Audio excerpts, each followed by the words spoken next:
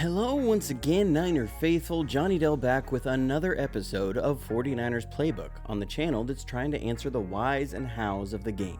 I'd like to extend a big shout out and thank you to Jesse Naylor from Last Second Sports for having me on his show. In case you missed it, I'll have a link for that in the description. Make sure you run over there and check it out and support our fellow 49ers content creators. This past week, the 49ers were able to get a huge overtime win against the Cincinnati Bengals on the road. It was definitely a back and forth game and one that the 49ers very much needed to help further their playoff aspirations. There was a lot of film to go through considering there was almost 5 quarters played. So with that, it's going to be a little bit longer, but I promise, stick with me. The 49ers were able to stifle the Bengals' rushing attack and hold their potent passing offense in check for much of the first 3 quarters. However, down the stretch in the game, the Bengals were able to exploit San Francisco's coverage.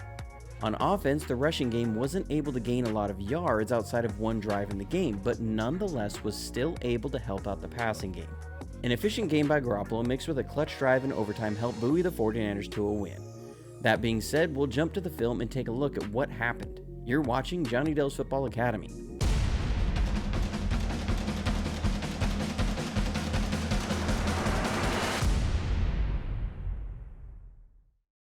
One area I am pretty concerned about going forward is the offensive line. Pass protection has been a problem numerous times this year, and this game was no exception. As the pass blocking goes, so will our offense. This was the first pass of the game. It's 3rd and long, and Cincinnati is going to come out in man coverage. We're going to run a play we've run a number of times over the years, and it's a variation on a flood concept that is meant to look like a levels concept. That has an outside streak, a deep out, and a flat route. In 2019, many of us will remember a throw Jimmy G made to Emmanuel Sanders where he threw way before Sanders broke on his route. You'll remember it was the one Joe Buck was just exclaiming, "Wow!" This is that same play, and this time we have Brandon Ayuk running that route, and that's where Garoppolo wants to go with the ball. The problem is the pass protection breaks down way too quickly to get the pass off. You can see Ayuk has just started his fake inside and is then going to work outside, but there's a defender coming free on Garoppolo. If we keep it going, you'll see that Ayuk would have uncovered if Jimmy has time. From the end zone, the 49ers get beat on a 5-man rush with a stunt, where they're able to bring a defensive end around unblocked.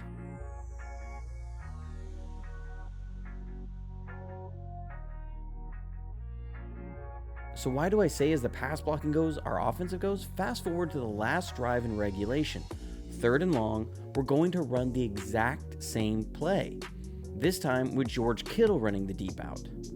The Bengals are in man coverage again with a single safety, and this time the pass protection holds up, and Jimmy is able to get the ball to Kittle, who makes a fantastic catch to set us up for a possible game-winning field goal that we miss. But the difference on these two plays is the pass protection.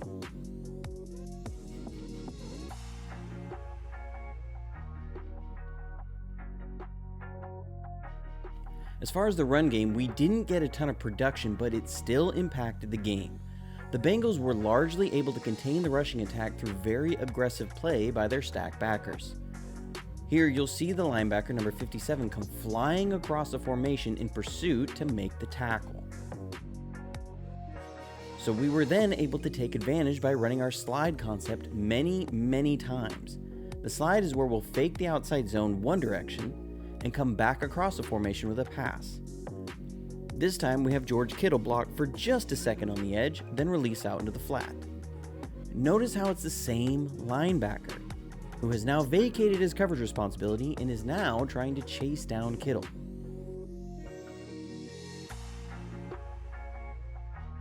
We were also able to take advantage in other ways. This time we're going to run an RPO or run pass option. The play will either be a handoff or a pass and is based upon a read of the linebacker, number 57 again.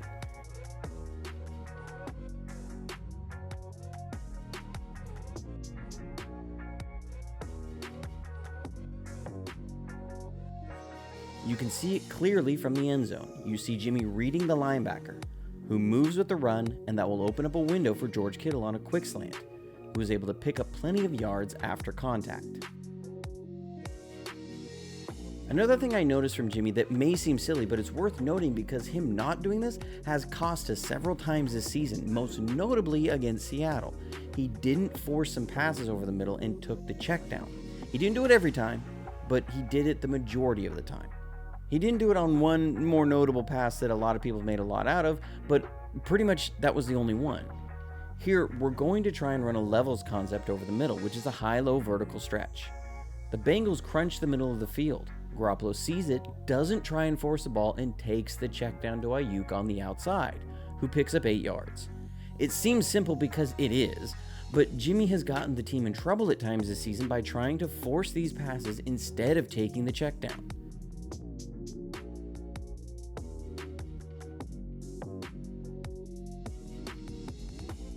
But pass protection was an issue in this game, and it needs to get resolved quickly. Here, the Bengals are going to come with a 0 blitz and are able to get 2 free guys off the edge. Jimmy was able to see it and get the ball to Jennings for a decent gain to allow a short field goal try for our first score, but you'd like to see the offensive line be able to pick up at least one of these guys.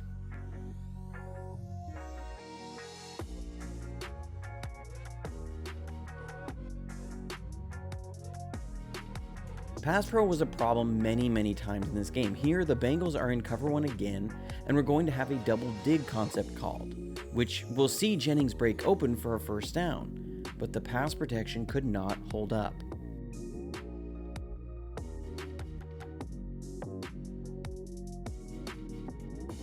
Here, Compton gets beat badly off the edge, and a stunt up the middle drives the entire interior offensive line back.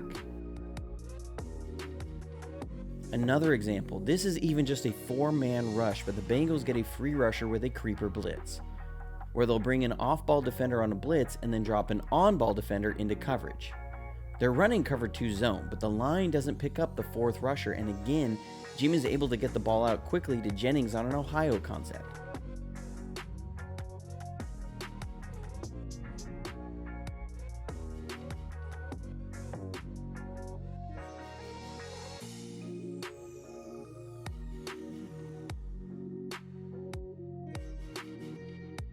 On defense, we were for the most part able to stifle Cincinnati's rushing attack, and it started with the interior defensive line anchored by Armstead and Jones.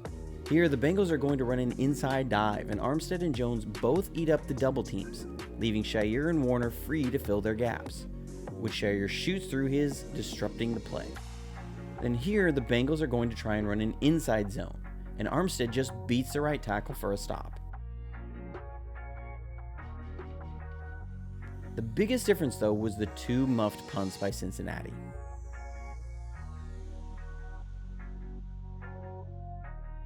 Down the stretch, the Bengals were able to exploit our coverage, so we're going to go over a number of plays and just see how they did that. We played a lot of 2-deep coverage in this game, and I think we held on to it too long without mixing it up.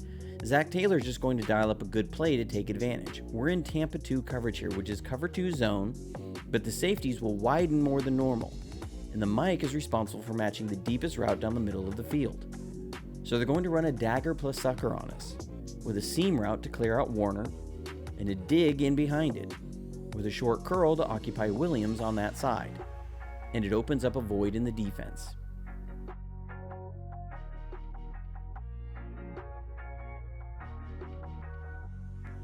So to help protect the middle of the field and still keep a safety over the top of Thomas, we're going to come out and cover 6.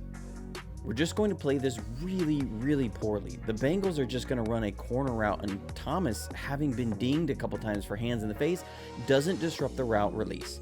He needs to redirect the receiver more inside. Then understand there's no route holding you underneath, so gain depth.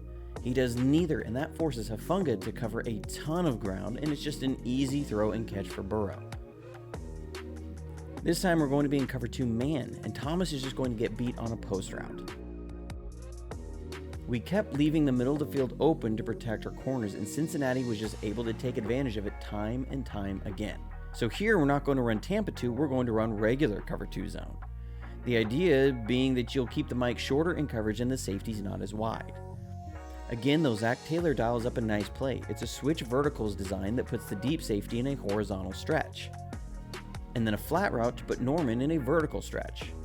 They have a 3-on-2 and we can't cover everybody, and they're able to hit a big gain on the play.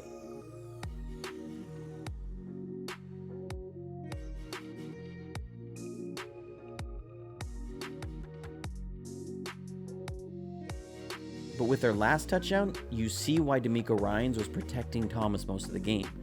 We come out in a shell look, but we'll rotate into a cover 3 buzz. And Thomas just gets beat on a sluggo or slant and go. He's got to be more disciplined. If his receiver runs a slant, that's fine. It's not on him. He's in a deep third zone. But he bites and gives up a touchdown to tie the game.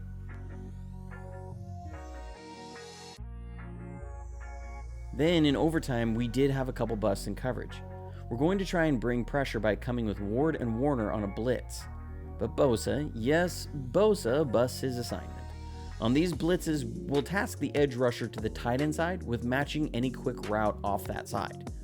Bosa rushes and the tight end chips, so he switches to his rush and it leaves the tight end uncovered for a big gain.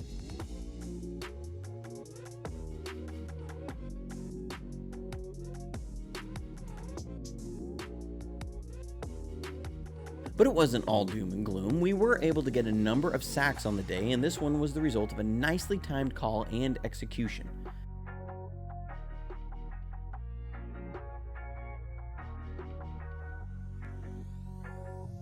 So we start out with Warner on the line over the guard. This presents a 3-man threat to that side, which the O-line has to account for with a slide to that side.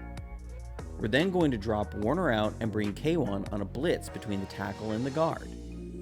Armstead and Key do a good job widening the guard and tackle, providing a lane for Williams, who's able to get in for a sack on 3rd down.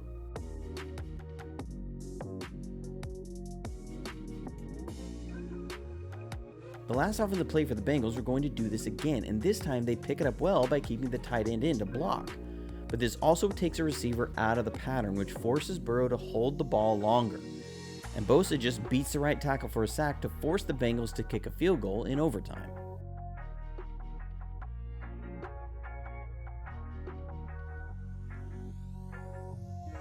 So we'll get back to the offense and discuss some of the things we did real well. Here, we're able to get a rushing touchdown with Deebo Samuel. This is just a sweep play, and the key blocks will be Jennings on a crack block and Compton leading out on the play.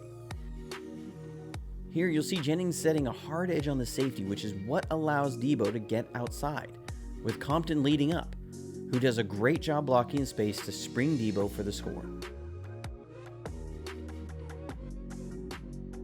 We'll talk about the deep shot to Benjamin because I've seen a lot of talk about it online in various places. People saying Jimmy should have thrown it sooner or whatever. Well, we have multiple passing concepts called here. We have a dagger, which is an inside streak with a deep in or dig, and another deep in with Jennings, which creates a double dig concept, then a check and release by Kittle that creates a sucker. The Bengals are in cover 3 zone, and Jimmy is going to work the dagger. He sees the safety drop deep into Ayuk's dig area, and the middle safety moves over. From here, he's looking at the corner, who takes one step off his bail technique to Ayuk's dig. This is what triggers Garoppolo's throw. He has to check the deep third corner. And I timed it out. From the step of the corner to the throw is just over a half a second. As you'll see, Jimmy is starting his windup. Benjamin hasn't gotten behind the corner yet.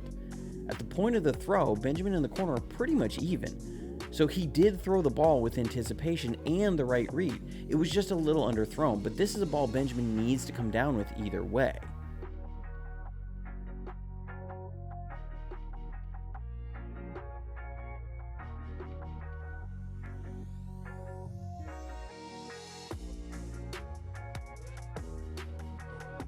But the Bengals muff the ensuing punt, and the touchdown to Kittle is just a really nice job by Jimmy G. The Bengals are going to run a matching zone here. We'll have Ayuk on a double move to the outside, and then have Jennings and Deebo on double deep crossing routes, with Kittle on an in route. At the snap, Jimmy wants Ayuk as he's going against man coverage. He's covered by the outside corner, so he moves to Deebo as he expects the deep outside to be vacated, but the matching zone is a little tricky here, and Cincinnati dropped a player into that deep zone. From there, he moves to the other side, where the deep crossing route and in route put the other corner in conflict. When Jimmy sees the corner turn his hips, that's the read to hit Kittle, who gets in for a score. Really nice job to work to his fourth read on the play through a tricky coverage look.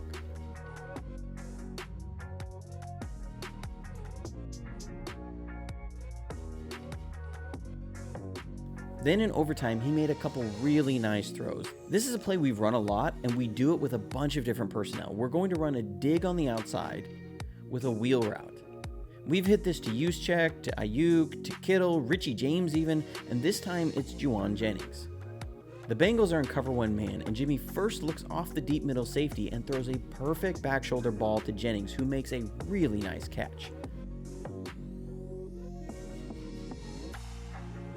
From the end zone, you'll see Jimmy give a little bit of shoulders to the dig route to manipulate the safety before the throw. Then the Bengals are going to come out in cover 4 in response, and Jimmy changes the play at the line and calls a double divide concept, which has an outside streak and an inside post. Cincinnati is running a variation on cover 4 with an 8-man coverage where they'll have 2 underneath and then the edge guys matching anything releasing out. From the end zone, you'll see Jimmy move the backside safety to widen the hole over the middle and hit Kittle for a big gain.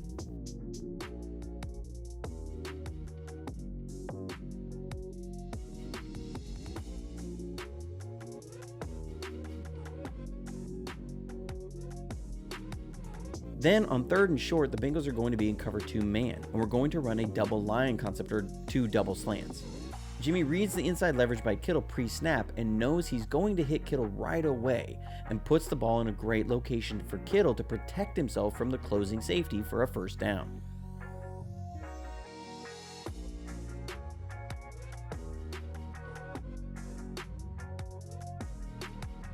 Then coming back to one of the things I started with, we use the slide concept to win the game. This time, instead of George Kittle, we'll bring Ayuk across, and the run fake is going to hold up Von Bell just enough for Ayuk to get open and get to the end zone.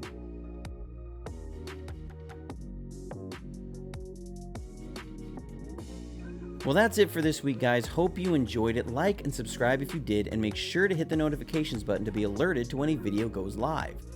Also, if you'd like to support the channel in any way, I'll have links for that below. The 49ers had a lot of things to feel good about and also a number of things that need to be improved on. With 4 games left in the season, it feels like San Francisco is still yet to really hit its stride. If they can get hot down the stretch of these last few games and start to gel as a team and really put it all together, this is a team capable of making a lot of noise. If not, they'll just be another team. But they have a lot of the pieces necessary. It's going to come down to putting it all together. And as always, stay safe, stay healthy, and go Niners.